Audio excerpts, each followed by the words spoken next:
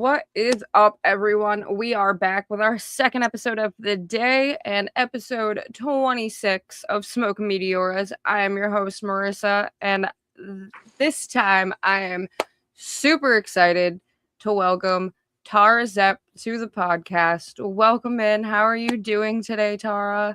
I'm great. I'm really good. I just ripped here from the gym in about minutes right before 2:00 and ready to go. Well, we are here and ready to go, and we also have another giveaway for this episode, and figured it would be fitting to do another Lady of the Death match. So this episode, we are giving away a signed Vixen Metallic 8x10. So the code word for this giveaway to enter in is villain. You comment villain at any time during the podcast, and you'll be entered in to win this signed 8x10 of Vixen. And we'll be announcing the winner of that at the end of the episode. Cool.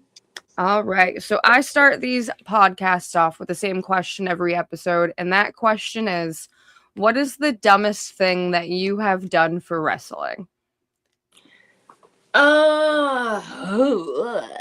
Dumbest thing. Like something I had to do or something I did? Something you did. I mean, that's a funny question because dumb stuff could be stuff that's also kind of funny and cool. Do you know what I mean? Like I've had a couple like really gimmicky matches, like where, for instance, I was on a date and we set up an entire table and a wine spread and like tables and you know what I mean, and a candle. And I ended up dumping the candle wax on his chest and blowing the wine in his face. It was it was more like a performance than a wrestling match. I think I did two moves the entire match, but I guess that's kind of stupid. So I don't know. I mean, some of these things teach us different lessons, and some of them just end up being so stupid it works. I mean, it actually got a lot of views.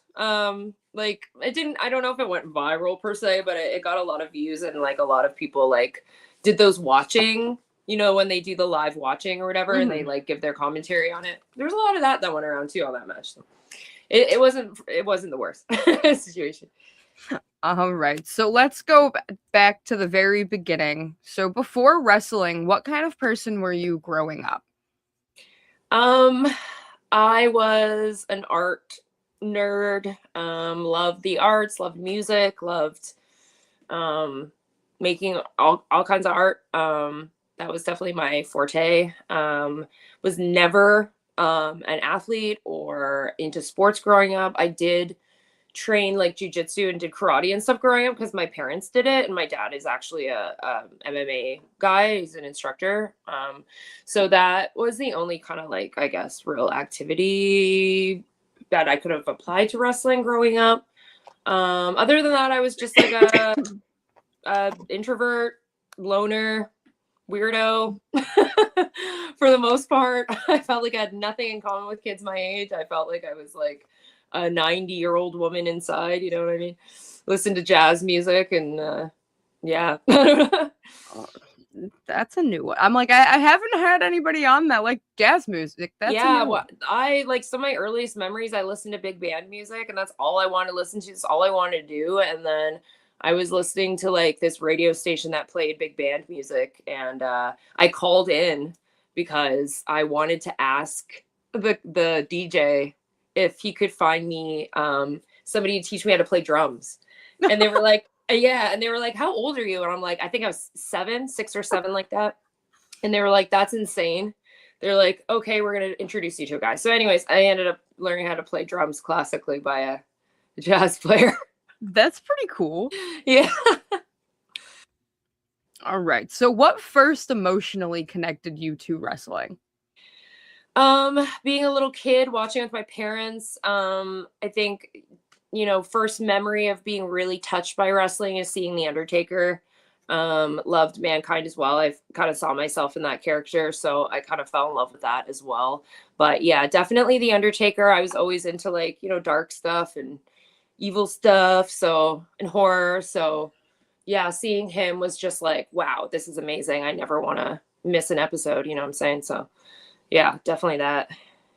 So, was wrestling more of like an escape, an inspiration, or a form of empowerment, or just something entirely different for you at the time? That's a cool question. Probably a little bit of empowerment and escapism because I was kind of like I was an only child and I was kind of, well, not only child, but my brother's a lot older than me, so we never didn't grow up together, and I was didn't have a lot of friends. I grew up in the middle of fucking nowhere. So yeah, wrestling definitely became something that I could just like escape into. It's always been as a fan, anyways. It's always been very therapeutic to me, which is why I got into deathmatch. Was I found it therapeutic to watch in a weird way. Sure, not I'm not alone there, but yeah, it was definitely a place where I could, it's like watching like a Disney movie or a fairy tale or something. And you can just like imagine yourself as one of the characters. You know what I mean? So, was there a version of yourself that you maybe struggled to express before wrestling became a thing? Yeah. So when I was a little kid, up until maybe around the age of like puberty and stuff, I just did not care what people thought of me. I was a total freak. I had no friends. People made fun of me. People didn't get me. And then once I realized that like I needed to be a certain way, maybe to have more friends and to be more accepted and to have boyfriends and all that, I completely changed and basically just censored who I was and how I wanted to look. And I just, put on a mask. So I lived a lot of my life like that. And it wasn't until, later as I got older, every year you get older, you kind of find yourself a little more. So I did. And, but I think once I started wrestling, or at least had the idea to start wrestling and had a character in mind, I definitely was able to express myself more and be the person that I maybe once was in a strange way. Like being that little kid that doesn't give a shit about what people think. They're just going to do and say what they want and look how they want. Absolutely. So, when you first stepped into wrestling, who do you think, or what do you think you may have been searching for at that time? Um, that's a good question too. I think I would find it cathartic as like a way to self-express more so than anything. Especially in the beginning, I was making a lot of videos and promos, and I found it just like a new way to express myself artistically, and um, yeah. So, what is something that people would never expect to know about who you were before you found wrestling? Sorry, can you say that again? What's something that people would never expect to know about who you were before you found wrestling? Um, I'm like so much.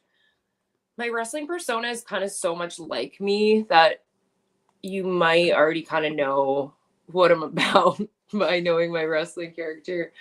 But I don't know. I used to ride horses.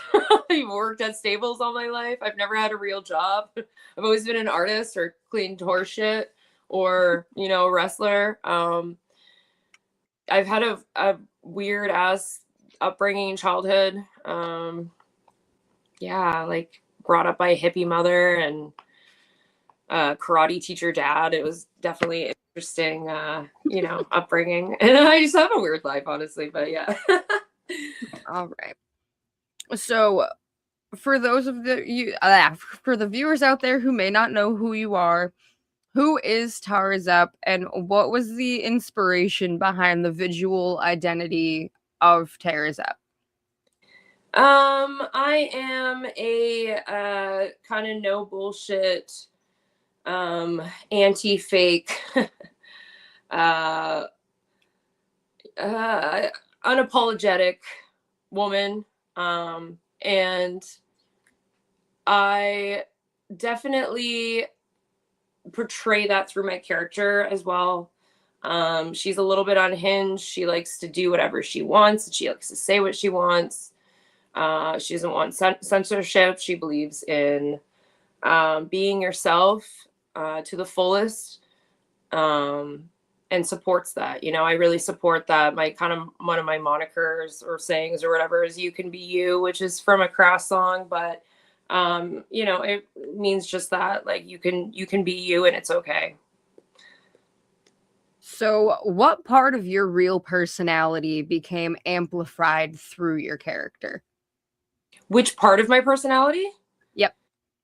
Definitely the crazy, fearless one. Um, the one that doesn't really care about the repercussions. Um, someone who doesn't really think first, they just act. So, with wrestling, you've gotten a lot more spotlight on you as opposed to what you had dealt with as a child. But has wrestling changed how comfortable you are about being seen? Yes and no in a funny way. I go through waves because sometimes I'm like, feel super, super confident as a wrestler and in my character. And sometimes I don't. Sometimes I'm just not there mentally. And I feel like, is this for me? Is this me? You know? And then yeah, and then other times it's the polar opposite where I'm telling a certain story in a match, or it's a certain opponent, or like whatever match, and I just feel like I could take over the world after, you know what I mean? So it goes both ways. Sometimes I'm just not there, I'm not connected, and sometimes I really am. And I don't know if it's because I'm so much of an artist over like the athlete versus the artist, you know what I mean? So like I do, it is an emotional thing for me, wrestling. It's touching to me, you know what I mean? Especially if you're telling a cool story. And yeah, I found that actually my storytelling is a lot more what's the word I'm looking for? More poetic, I guess, in a death match. Although I'm like not really doing a lot of death matches anymore right now, but I just feel like you can tell a really good story that way, and I've told some really good stories that way. But yeah, it just depends. So, when people are watching a Tara Zep match, what emotion do you want people to feel when they see you? Uh, I every feeling. I want you to be disgusted. I want you to be turned on. I want you to be offended. I want you to be touched. I want you to cry. Maybe, you know, I had a one match where people were crying. That was a pretty cool feeling, you know. Um, so yeah, I love intense feelings. I love major stimulation. So if I can like stimulate somebody and make them feel like anything, you know, that's awesome. I just don't want you sitting there watching me and being like, what is this? This is boring. This person sucks. You know, like this Yeah. person has no soul. Like, yeah. So So, when stepping into the ring, did the confidence come naturally to you, or was it something that you had to build over time? confidence for me is definitely a challenge as I've gotten older. Yeah, it's another one of those things where it kind of fluctuates. Growing up, I was so immensely confident until I met other people and like had other people in my life to like kind of like change those feelings for me personally. But when I'm like with myself and with my own ideas and don't have anyone in my ear, you know what I'm saying? Like I feel very confident in who I am and in my work and in my creativity. But just went away. Just it just blacked out. Okay, it's back. But you know, I sometimes don't have a great match, or I have a bad experience, and my confidence just like, you know, hits an all-time low. And I think a lot of wrestlers can agree to that. That you know, one little thing could happen, and it could just completely devastate your confidence. Yeah, no, definitely. And you may have had your video come back on your end, but it is not back on my Oh end. shit! It actually, I can see us both right now, so that's good. I cannot see you though. Oh shit. Um, I was say maybe try and turn your camera on and off real quick, and maybe it'll bring it back.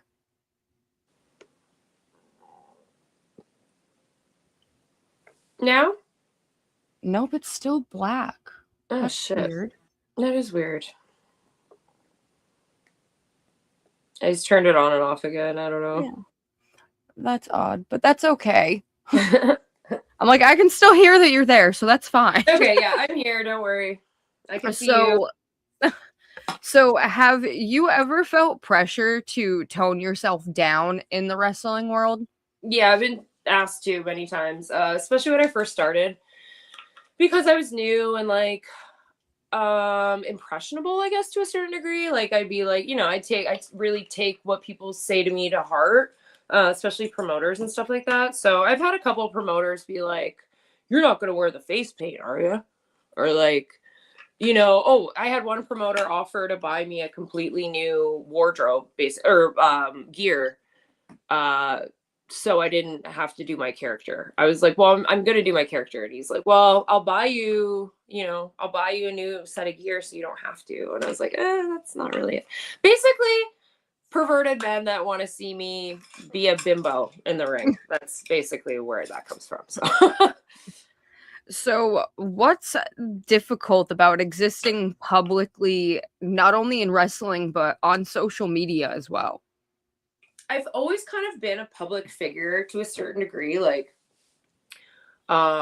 between like I was a kid model. I've been modeling since I was like 4. Crazy.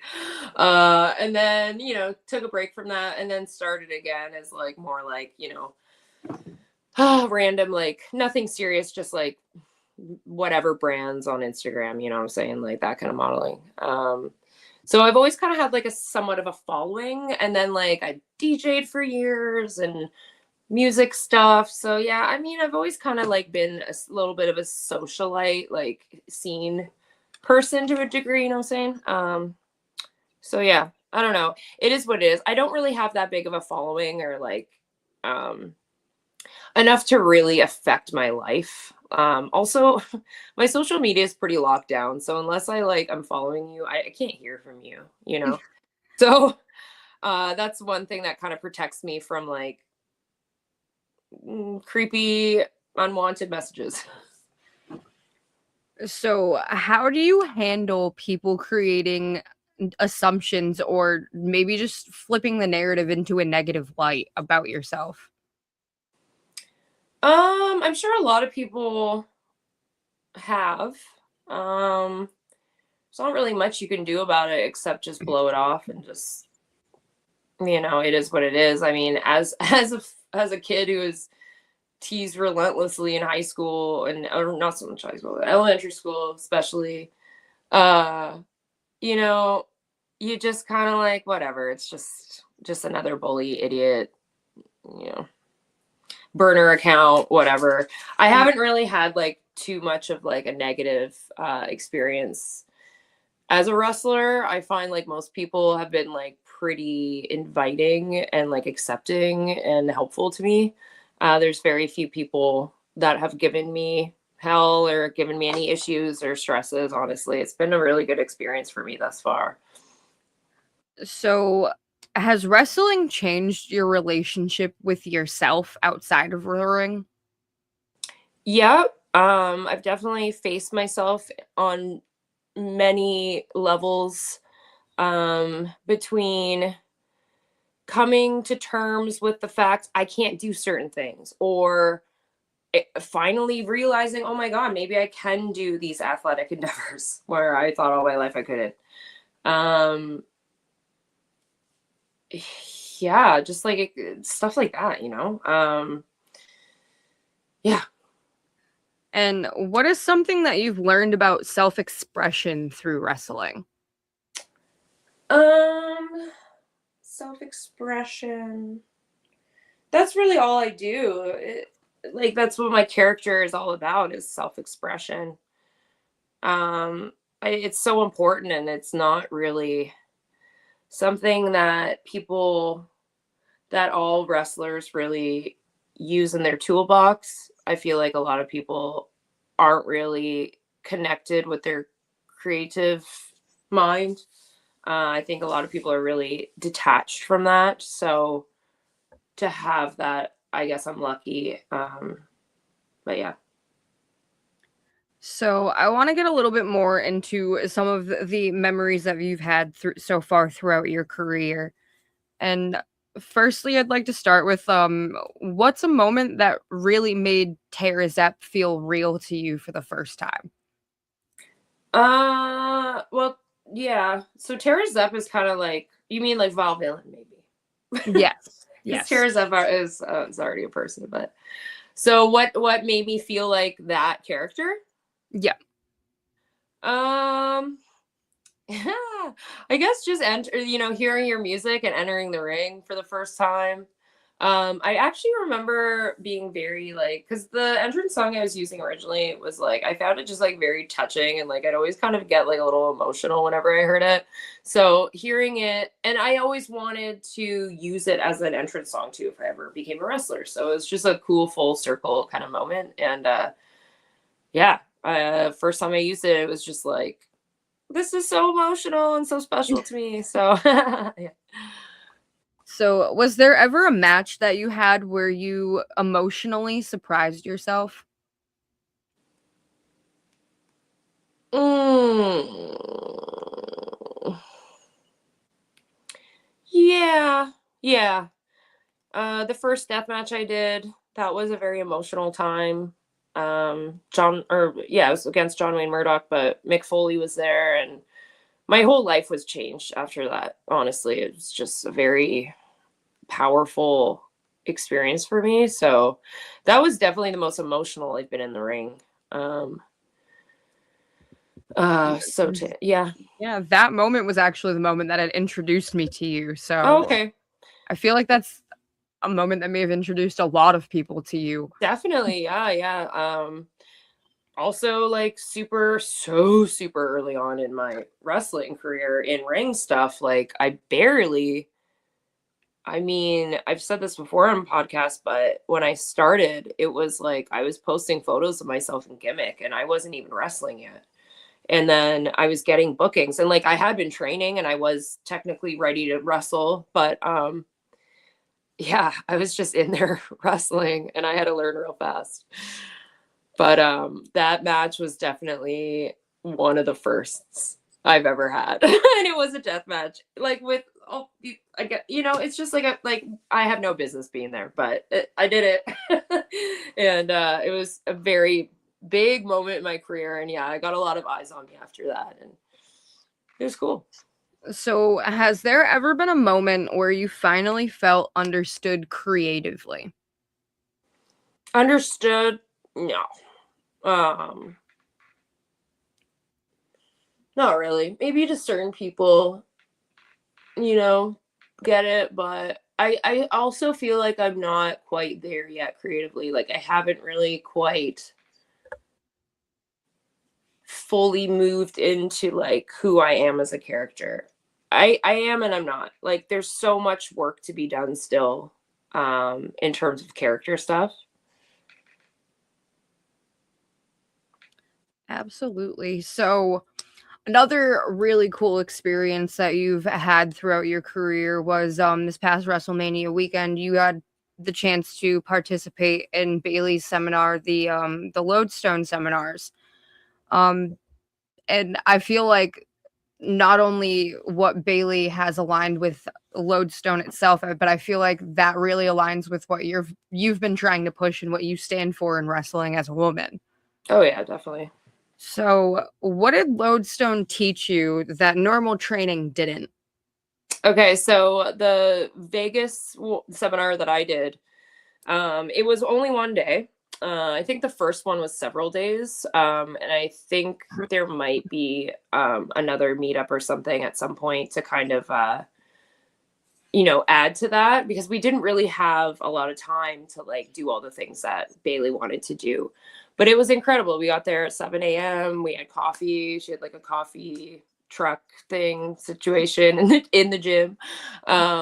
First person I saw when I walked into the room with the ring was CM Punk. So that was like instantly palm sweating. So cool. We had like a couple like discussions. So it was like Punk was talking to us. Dan Housen came in. He talked to us about like character stuff, and merchandising, and the stuff he's obviously the best at. And we also had Becky Lynch and Seth come in, and they have like a new coffee line, and they were like had more coffee for us. We did like a couple spots and stuff, and try to cram in as much information as possible in one day. And honestly, like I was taking notes like a motherfucker. But it was just like it went by so fast, and I swear to you, I still haven't like grasped everything that was put into my mind that day, because that was so much. And it was like, oh, and Rey Mysterio was there talking to us as well, doing a Q&A, giving advice. We did a couple matches, maybe one, and then like a big CrossFit competition thing. So yeah, man, it was a lot in one day. And I still need to look back into my notebook. I have like so many notes from that day, and I just want to like take some time to look at that. But what a crazy week that was. Yeah. So what about that environment was different?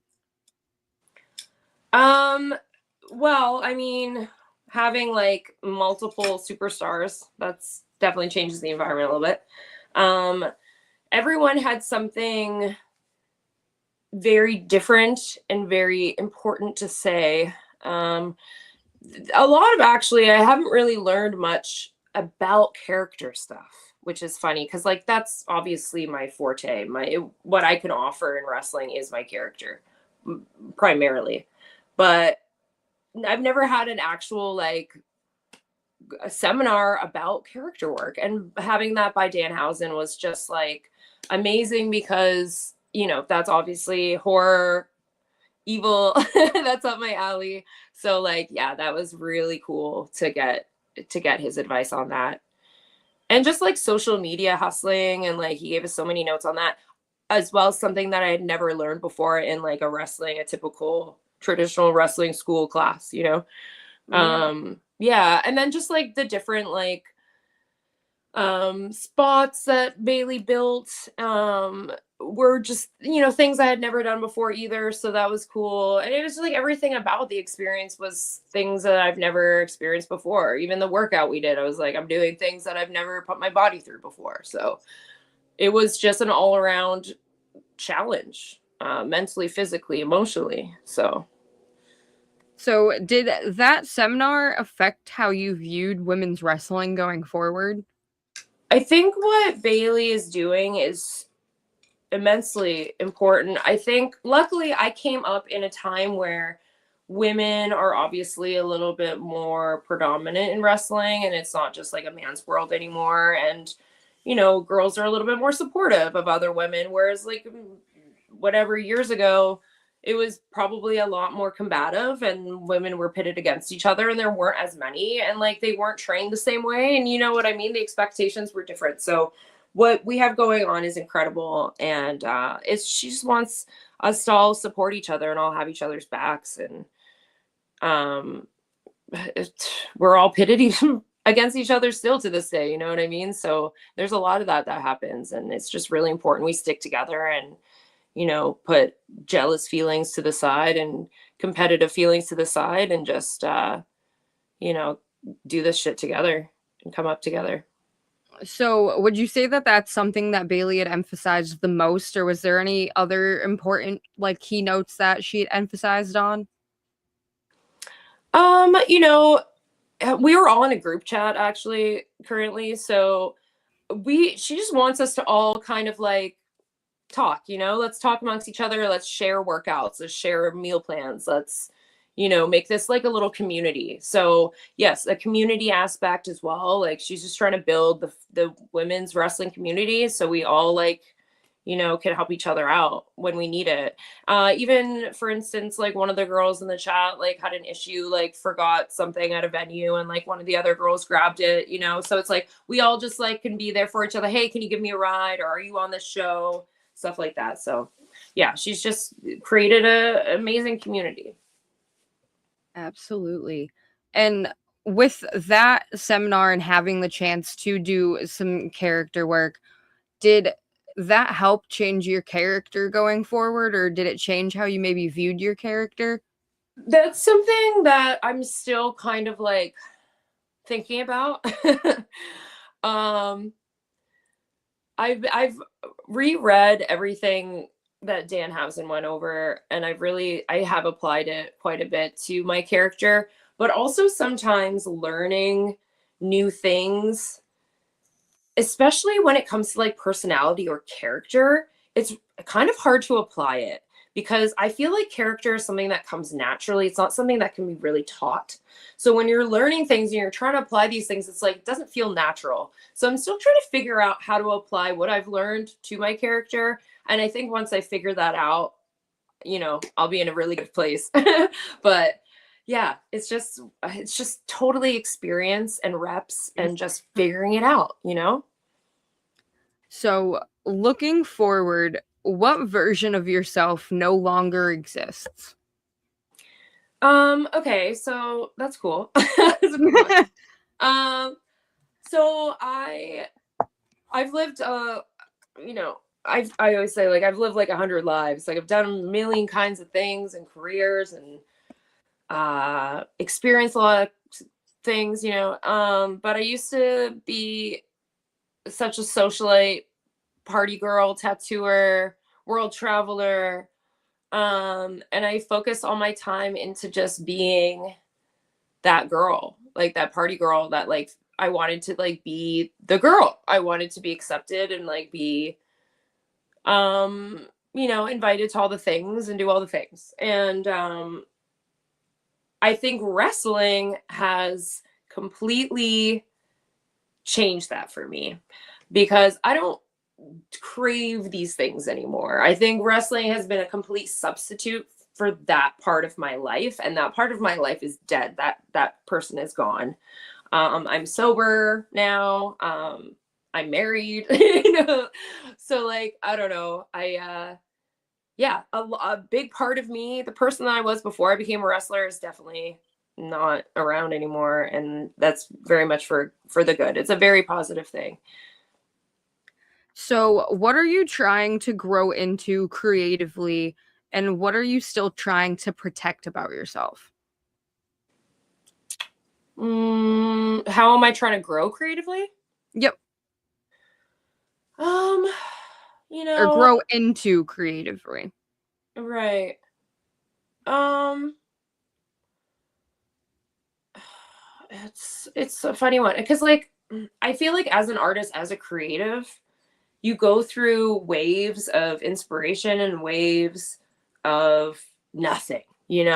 And I took some time off. I took 7 months off because I had a pretty serious injury that took me out for a while there. I was working with it for a long time, and then I was like, I'm gonna take some time off now. I felt like that really pumped the brakes on a lot of my wrestling brain. Whereas I would be, constantly thinking, what do I want to do? What kind of story do I want to tell? What, blah, blah, blah, whatever. But I just kind of like was so bummed that I couldn't do it that I completely was like, okay, I'm going to remove this from me now and I'm going to focus on other things and I'm not going to think about wrestling. So that definitely made an impact on my character growth. But now that I'm back, I'm like back into like, okay, I'm even more inspired to do art again. I'm more inspired to make gear again. I'm like, I'm back. You know what I'm saying? So um I think it'll eventually, the wheels will start turning and I'll be back into like a creative mode soon. But I really, really do want to evolutionize my character. I want to do more other characters. I have plans to do other characters. Um, so I've got a lot of plans for wrestling and this creative journey. So we'll see, when it happens and whatever. All right. So, what is something you hope people understand about you someday?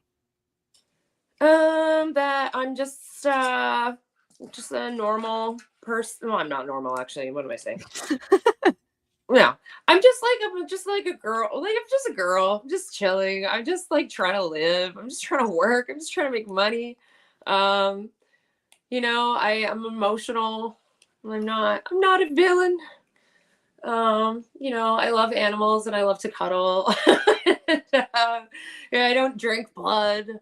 Um, I'm just a chiller, and yeah. And what does success look like to you? Oof. Well, definitely looks like money signs. Um, yeah, I feel like as somebody who's like, started wrestling a little bit older, so I've like already had careers and stuff like that. I have found success in other things, and it takes a lot of work and a lot of time. But yeah, it's gonna look like a lot of work and a lot of time, and hopefully money that goes with it. Because if you're not, yeah, it's 2026, man. It's fucking expensive out there. Like, Damn straight. I do want to make money as an artist all my life. I didn't care about the money, but I do a little bit. And, like success should come with some comfort. So hopefully that's a thing in my future. All right. So if younger you could see who you've became today, what do you think she would say? I think she'd be pretty stoked on a lot of it. I think she would probably think I would have a lot more money and savings by this point in my life. But aside from the money thing and whatever, I think she'd be proud. And I definitely wore many hats and many masks to try to dim down the person I am inside. So I think, yeah, she would be very happy that I have a platform where I can like release that energy and like be that person that I am inside. But sure, not Absolutely. obviously. And when all is said and done, what do you hope that fans, promoters, or just fellow workers have to say about Tara Zep before she leaves the wrestling world? That I'm a hard worker, that I show up, you know, uh, I'm sincere, I'm passionate, and that I, put my blood, sweat, and tears into this shit. All right. So we've talked enough about the vile villain, but now I want to know who you are outside of all of this. Mm-hmm. So you've talked about so many different outlets outside of wrestling before wrestling had even entered your world, but what is something that you are genuinely passionate about outside of wrestling? I'm passionate about music. Um, I'm passionate about my dog, about animals, but I'm also passionate about tattooing. I'm a tattooer. I'm passionate about art in general. Um, yeah, I've been tattooing for 17 years. It's definitely a craft that is unfortunately kind of like dying down a little bit. So leaves me a lot of room for music things and wrestling things. But also, I play multiple instruments. I haven't been in a band for a very long time, and probably, I don't know, don't really foresee that necessarily, but I'm an enjoyer of music, so I'm very passionate about that. I DJ too, records, vinyl. So there's that. Yeah. All right. So we are, for those of us that do know, you are a part of a all women's faction. Um Yeah. I'm blanking on the name. Pussy World. I'm like, Pussy. it's Pussy something. Yeah, yeah. It's Pussy World Order. That's PWO. what I thought. I got Yeah. the little guy up here. The Yes. little our little towel. Yes. So, although that is three lovely ladies that you have in a faction, I'm making you recreate a whole new faction, but it is you and three horror characters. Mm. So, which three horror, I don't want to say like murderers, or we'll go with main characters for lack of better term. So is this real killers or just horror movie killers? Horror movies. Or I Okay. mean, fuck it. If you want to throw real killers in there too, I'm all for it. Well, because I love Aileen Wuornos, and she would be in my faction all day long. Love her. So Aileen, let's do Mike Myers, just because Okay. Halloween is one of my faves. And maybe Hellraiser, Pinhead. Okay. Yeah, All right. he's cool. Oh wait, and then I have one more. What's another Okay. female character? Oh gosh. Were these all supposed to be female characters? No, they didn't have to be Okay. female. What's that movie where that's like Serial Mom? Have you seen that? I It's don't like think so. it's from the 90s. I can't remember. Some of the viewers will know, but it's an older movie, but she's a mom that is also a killer. And it's kind of like a dark comedy sort of thing, but her character is cool. What's the name of her? I'm like, it gives me the name of the actor, but what's the character name? I don't know. Yeah, I was like, it's Kathleen Turner. I know that much. Yeah, that's the one. Yeah, that movie. Beverly, that was her name. Yes, I love that movie. I don't know why. It was just like one of my favorites growing up. It's so funny. Yeah, she would be in the faction too. Yeah. All right.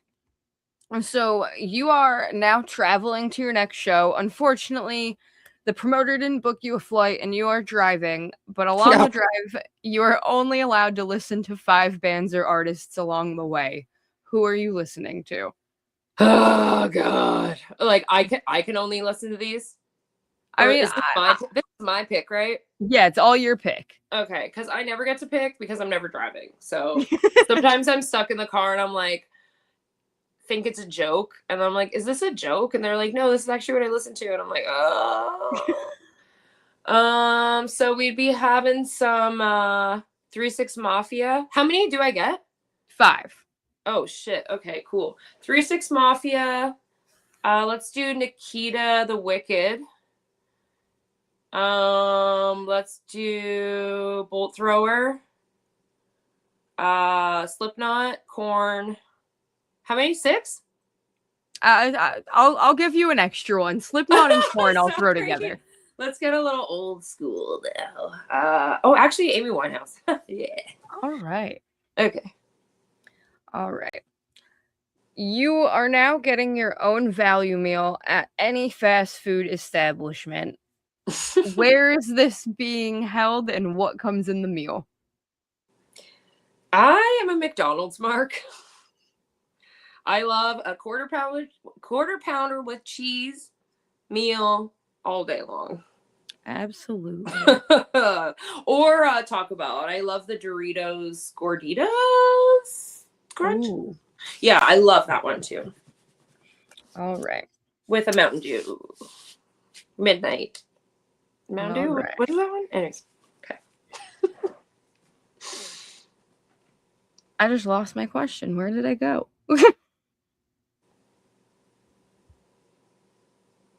Don't know. Oh no. All right. If someone were to spend a day with you outside of wrestling, what is something about you that would surprise them the most? A day with me.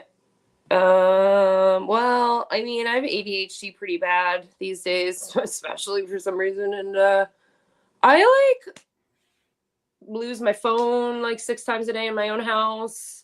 Same. Talk to myself a lot. Same. But I feel like a lot of what I do, people are like, yeah, that sounds like something she'd do. Takes me forever to get somewhere, but I'm never late. Just takes me forever. I have to sit there for a while and be like, what am I doing? I'm gonna waste a couple hours just sitting here thinking. I'm actually a little bit messy. I never used to be. I'm a little bit messy now. I don't know what happened. All right. I'm so messy, actually. I feel your pain. I had to I don't know if you saw when I was setting up my room, I was like, boop, I pushed all this shit off the bed. All right. I'm like, I want to throw one more question in, but the questions that I wrote down are absolutely horrible. Oh I no. did this real quick. Let me see You if I did. have I any mean, your other ones. questions are great and you have a lot of them, so doing a good All job. right, here we go. After a long weekend of wrestling, when you come home, what is your favorite comfort show or movie to throw on to relax? 90 Day Fiance. Ooh, all right. And speaking of fiancés, considering I myself was just recently engaged, Wow. I I love asking wrestling relationship questions because Yeah. I do know that your husband is a wrestler as well. Yeah. But did you two meet through wrestling, or was it a outside of wrestling thing where you guys had met? Yeah, I was on a show. It was a GCW backyard show. I actually had a different partner then. He had a different partner then, but we met and I thought he was really cool. And I was just like, that guy's cool. And then I started following him and then I realized, oh, I'm like a fan of his actually. He's pretty sweet. And so I think we had spoken like maybe a couple times. Sabu like brought us together about something. And then it wasn't until WrestleMania 2025 I bumped into him at a bar and I was like, what's up? And that's basically like we just were like since so like literally hung out all night, hung out till we both left Vegas, and then have never left each other's side since, even with the long distance. Boy, was it long distance. Sometimes wouldn't see him for Absolutely. months, and oh my god, it's so hard. It still is hard, but it's so worth it, man. So I I know that you guys got married down in Vegas Yeah. for WrestleMania this year, but Hmm. were you guys engaged before then, or were you just like, we love each other, fuck it, we're going to get hitched? Yeah, yeah, no, we were engaged. He asked me to marry him on, I think it was Sabu's birthday, in front of the Sabu mural at Oh. the Nerd Bar in Vegas. And then he asked me again as well because he didn't have a ring then. So he asked Yeah. me again in Florida on the beach, which was, Oh. yes, romantic boy. And one thing that I've dealt with very early on in this situation, but were you guys ever pressured with the amount of people asking, like, oh, when are you guys gonna get married? Or like, when's the date? Where are you guys getting married? Like, did you ever We felt rushed along the process, or was it just something that you two always had wanted to do? Um, well, we talked about it like the day we met. Like quite literally, like we talked about it more as a joke and also because I want to be like living there and it was just kind of like silly, like thought. And then it's like, no, we're like pretty in love and we're like each other's soulmates. So we're actually gonna get married. But yeah, no, I don't think we really had pressure because most people didn't even know we were engaged. Like I only told like really immediate friends. We didn't post it on social media because it was so like it was only like a year into our Mhm. relationship.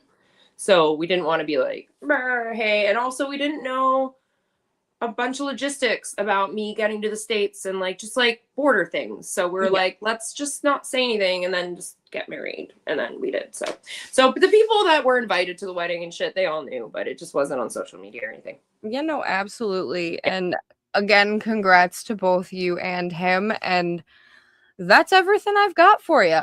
Yay. That was great. Thank you. Of course. So thank you so much for joining, and thank you to everybody viewing at home. But with that being said, if you are in our area, where can we see you upcoming next? And if there isn't anything upcoming or you're not in our area, where can we keep up with Where is your social media? area? I'm from Massachusetts. So Oh, okay. Right on. when you Um, were saying East Coast times, I was like, "Oh, perfect. She knows yeah, what's yeah. good." Yeah. I'm up in Toronto. So I don't really have much going on in Mass. I have never actually wrestled in there at all. But Well, I I'm will. gonna have to put a bug in people's ear because I want you down here. Yeah, I would love that for sure. I think I'll be in the States again, not until like August-ish. So, I'm kind of just like doing the I don't know, just waiting in Canada for a bit for some legal things to go through, and then we're Awesome. there, baby. And then Okay. all the Massachusetts bookings, but mostly I just have shows up in Canada. I got a couple things in Montreal coming up. Trying to think of any like bigger ones. I got a match against Jody Threat at NCG on June 20th, which I'm really looking forward to. Um, yeah, I'm just gonna leave it at that for now because I'm kind of just waiting for to get across the border there. But yeah, Absolutely. And where yeah, can we keep up with you on social media in the meantime? it's at Villain Tara Zep. I think they're at Villain Tara Zep on Instagram. I don't know if I have a Twitter anymore. It kind of was gone. I don't know. If I have Twitter, go ahead and follow me on Twitter at Villain Tara Zep. And I'm using TikTok again, and it's official Tara Zep. All right. Well, that is everything that we have for you. Thank you again so much for joining us today. And we will be back later on tonight at 8 p.m. with Miss Blair Onyx. So, with that being said, we do have a Vixen 8x10 to give away. And this time it is going to hit my wheel spinner real quick. It's going to Deathmatch Gypsy. So you are getting the Vixen Metallic signed 8x10, and I will be in contact with you. I already have stuff I have to send you anyway, so you'll get that with that. But with that being said, we will be back at 8 o'clock with Blair Onyx. Thank you again to Tara for joining. Thank you to everybody viewing at home, and we will be back later on tonight.